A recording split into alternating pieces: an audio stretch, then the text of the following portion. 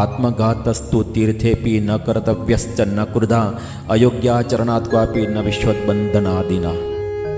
મહારાજ 14મો શ્લોક લખતા કહે છે કે મારા આશ્રિત હોય તેમણે તીર્થને વિશે પણ આત્મઘાત કરવો નહીં, અને ક્રોધના નિમિત્તે તથા અયોગ્ય આચરણના નિમિત્તે ઝેર ખાઈને કે ગળે ટૂંપો ખાઈને કે કૂવામાં પડીને ઇત્યાદિક રીતે ક્યારેય પણ આત્મઘાત કરવો નહીં. શતાનંદ સ્વામી આ શ્લોકની વ્યાખ્યા કરતાં સમજાવે છે કે જેમ બીજા મનુષ્યના શરીરનો વધ કરવો નહીં. 13મા શ્લોકને વિશે એમ કહ્યું કે સ્ત્રીની પ્રાપ્તિને માટે કે ધનની પ્રાપ્તિને માટે કે ચક્રવર્તી રાજ્યની પ્રાપ્તિને માટે બીજા મનુષ્યનો વધ કરવો નહીં. પણ આ શ્લોકની અંદર કહે છે કે પોતાના શરીરનો પણ વધ કરવો નહીં. જેમ બીજા મનુષ્યના શરીરનો વધ ન કરવો તેમ પોતાના શરીરનો પણ વધ કરવો નહીં. શતાનંદ સ્વામી કહે છે કે જગતમાં એમ કહેવત છે કે તીર્થમાં જઈને જો મરે તો એનો મોક્ષ થાય. તો શતાનંદ સ્વામી કહે છે કે એમ જો તીર્થમાં જઈને મરવાથી મોક્ષ થઈ જતો હોય તો અંત વખતે બધા મનુષ્યો તીર્થમાં જઈને જ મરે. ઘરમાં કોઈ પણ મરે જ નહીં, અંત વખતે તીર્થમાં પહોંચી જાય. પણ શતાનંદ સ્વામી કહે છે આ રીતે તીર્થમાં જઈને મરવાથી મોક્ષ થતો નથી. તીર્થમાં જઈને જો ભગવાનનું સ્મરણ કરે, ભગવાનનું ભજન કરે તો જ મોક્ષ થાય છે. શતાનંદ સ્વામી કહે છે કે આ રીતે તીર્થમાં જઈને જે મરવું એ પણ મોટું પાપ છે, અધમ પાપ છે. તીર્થમાં જઈને મરવાથી ક્યારે પણ મોક્ષ થતો નથી. તીર્થમાં જઈને ભગવાનનું સ્મરણ કરવાથી જ મોક્ષ થાય છે, પણ શરીર ત્યાગવાથી નહીં. શતાનંદ સ્વામી કહે છે કે તીર્થમાં જઈને શરીર ત્યાગ કરવા વિશે કોઈ શાસ્ત્રના વાક્યો જોવા જો મળે તો એ વાક્યો સતયુગ પરત્વે છે એમ સમજવું. ક્યાંય ક્યાંક શાસ્ત્રોમાં વાક્ય છે કે તીર્થમાં જઈ કરીને દેહનો ત્યાગ કરવો, તીર્થમાં જઈને દેહનો ત્યાગ કરવાથી મોક્ષ થાય કે સ્વર્ગની પ્રાપ્તિ થાય. આવા જો વચનો ક્યાંક મળતા હોય તો એમ સમજવું એ વચનો સતયુગને માટે છે, પણ કળિયુગમાં નહીં. કળિયુગમાં ક્યારેય પણ ક્યાંય પણ મરવું નહીં, તીર્થમાં જઈને પણ મરવું નહીં. તો શતાનંદ સ્વામી કહે છે કે એટલા જ માટે અતિશય તુચ્છ સ્વર્ગાદિકના સુખની ઈચ્છાથી કે મોક્ષની ઈચ્છાથી સમગ્ર પુરુષાર્થોને સાધી આપનાર એવા પોતાના મનુષ્ય શરીરનો ક્યારે પણ વધ કરવો નહીં. આ મનુષ્ય શરીરથી બધાએ પુરુષાર્થોની પ્રાપ્તિ થાય છે.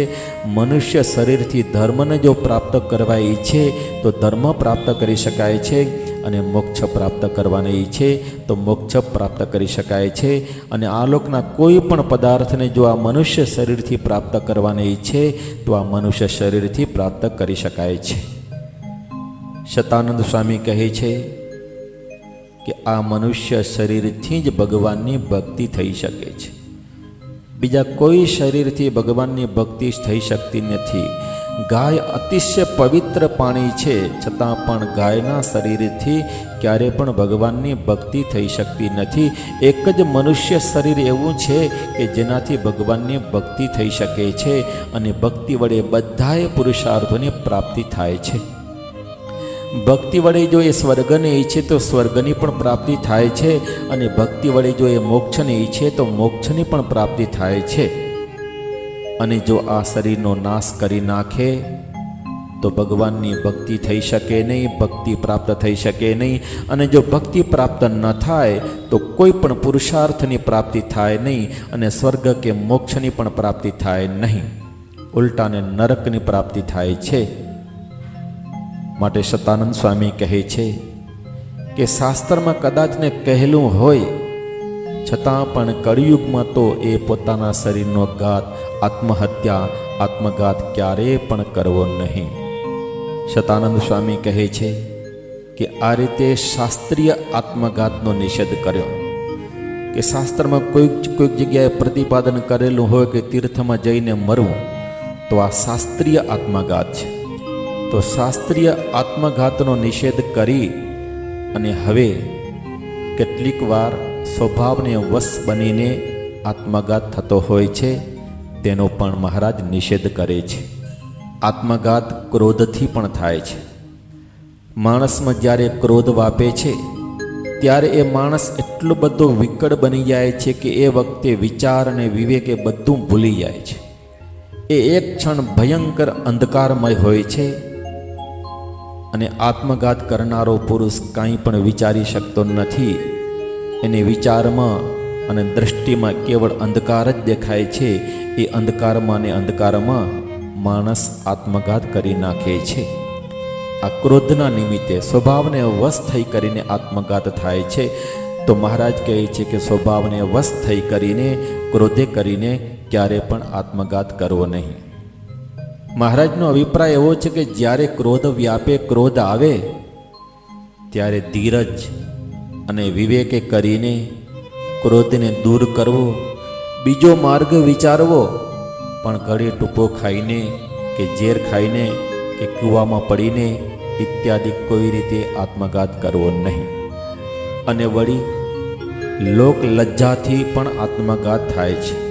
જેમ ક્રોધે કરીને પણ મનુષ્ય આત્મઘાત કરે છે, એમ કોઈક વખતે લોક લજ્જાથી પણ આત્મઘાત કરવો પડે છે. પોતાથી બહુ ભયંકર એવું કોઈ અયોગ્ય આચરણ થઈ ગયું હોય અને બધા મનુષ્યો એને ફિટકારતા હોય, તિરસ્કાર કરતા હોય, તિરસ્કારપૂર્વક કરડી નજરે જોતા હોય, સમાજમાં ક્યાંય મોઢું બતાવાય એવી સ્થિતિ ન હોય, ત્યારે એ લોક લજ્જાથી મનુષ્ય આત્મઘાત કરી નાખે છે.